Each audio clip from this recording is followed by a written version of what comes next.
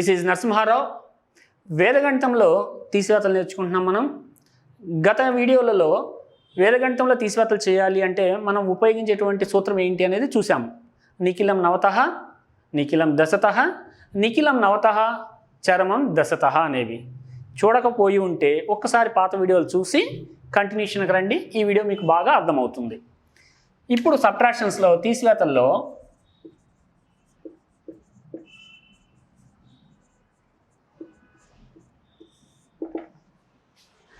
Case 1 కింద మనం వేటిని చేయబోతున్నాము అంటే పవర్స్ ఆఫ్ టెన్స్, 10 యొక్క ఘాత విలువల నుంచి ఒక సంఖ్యను మనం తీసివేయాలి అంటే ఎంత తేలిగ్గా తీసివేయచ్చు. ఒక ఎగ్జాంపుల్ తీసుకొని చూద్దాం. Subtraction from powers of 10. That means 10 యొక్క ఘాత విలువల నుండి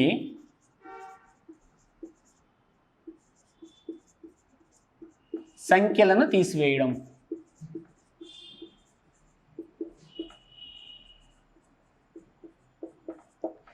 పవర్స్ ఆఫ్ 10, 10 యొక్క ఘాత విలువలు అంటే ఏంటి?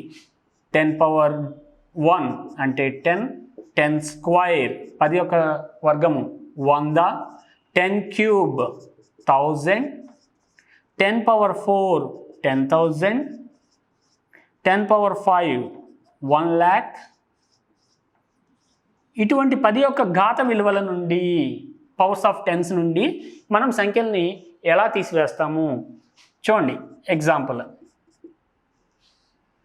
ఒక ఎగ్జాంపుల్ తీసుకుంటున్నాను. నేను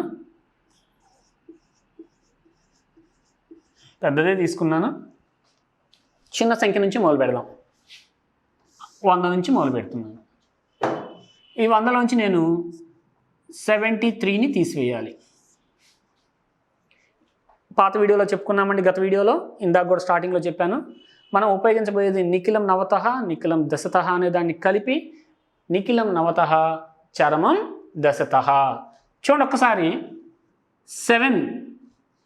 9 రావాలి అంటే నిఖిలం నవతః 9 రావాలంటే ఎంత కలపాలి? 2. చరమం చివరిది 10 అవ్వాలంటే ఎంత కలపాలి? 7. తీసివేత అయిపోయిందండి. చూడండి, జనరల్గా తీసివేతలు చేసేటప్పుడు మనం కుడివైపు నుంచి తీసివేతలు చేసుకుంటూ వస్తాము. వేదగణితం యొక్క బ్యూటీ ఏంటంటే ఎడమ వైపు నుంచి తీసివేతలు చేసుకుంటూ వస్తాము. అండ్ రెండో పాయింట్, అక్కడ అప్పు తీసివేతలు, బారో సబ్ట్రాక్షన్స్, అప్పు తీసుకోవాలి. ఎక్కడి నుంచి ఎంత తీసుకోవాలి, ఈ అప్పు ఎక్కడ తీయాలి, ఈ అప్పు ఎక్కడ తీయాలి, దీన్ని ఎక్కడ కలపాలి, ఇక్కడ 1 వేసుకోవాలి, దీనికి ఈ కన్ఫ్యూజన్స్ లేవు. సింపుల్గా నిఖిలం నవతః, చరమం దశతః, వీటిలో సింపుల్గా చేసేసుకోవచ్చు. ఇంకో ఎగ్జాంపుల్ చూద్దాం.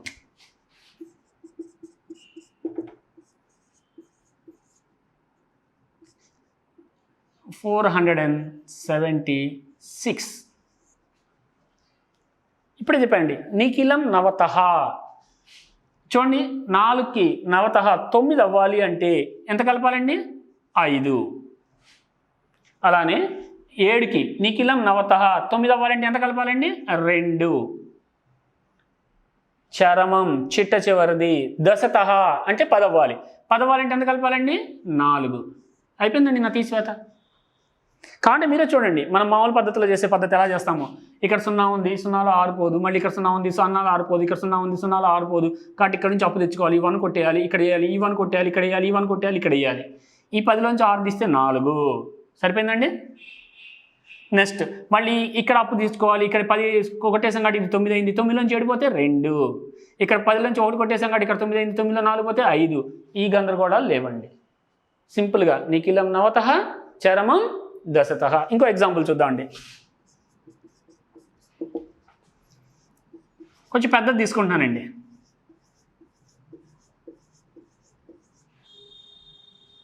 మైనస్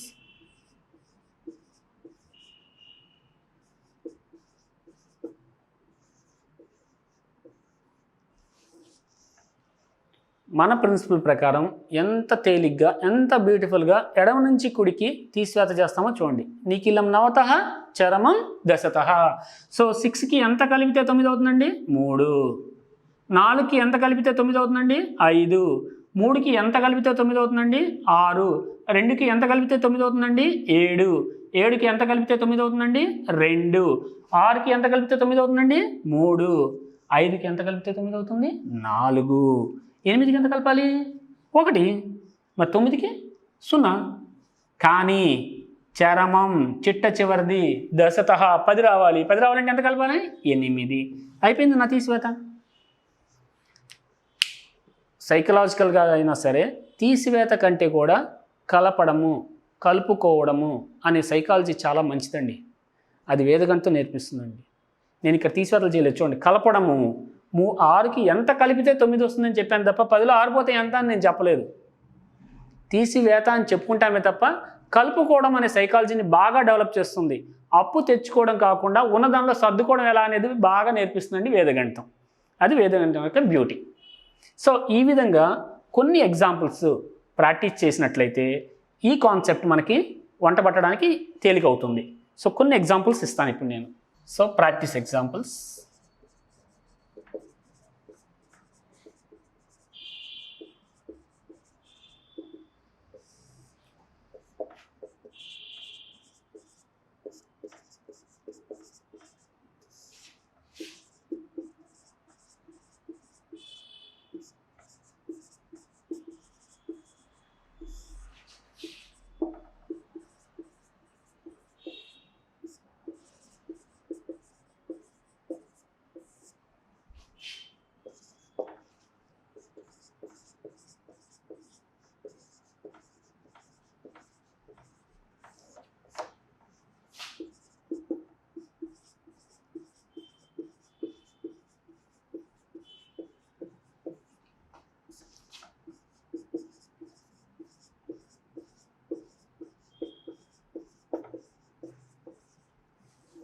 ఈ ప్రాబ్లమ్స్ని ఇప్పుడు మనం చెప్పుకున్న ప్రిన్సిపల్ ప్రకారం నిఖిలం నవతః చరమం దశతః అన్న ప్రిన్సిపల్తో ఎడమ వైపు నుంచి ఈ సబ్ట్రాక్షన్స్ చేసి చూడండి. ఆ బ్యూటీ మీకు నచ్చితే ఖచ్చితంగా నచ్చుతుందండి. ఇంకొన్ని రాసుకొని ప్రాక్టీస్ చేయండి. పర్ఫెక్షన్ రావాలి అంటే ప్రాక్టీస్ మేక్స్ మ్యాన్ పర్ఫెక్ట్. మర్చిపోవద్దండి. Thank you.